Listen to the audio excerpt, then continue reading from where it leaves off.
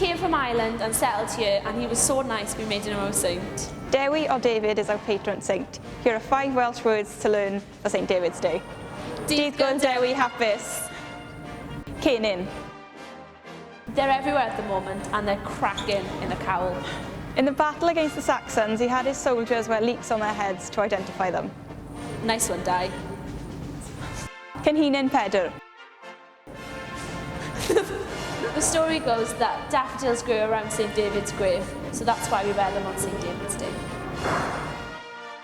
Dawnsio gwerin or folk dancing is still a tradition here in Wales today. Most kids do it in school and compete in the National Eisteddfod. Y ddraig goch. The red dragon is our national symbol, and it's pretty awesome. Try drawing that in school every St David's Day. Picking aramon, or Welsh cakes. You might see them a lot around St David's Day. They're delicious Welshy goodness. So now you know some essential Welsh words and a bit of history for St David's Day.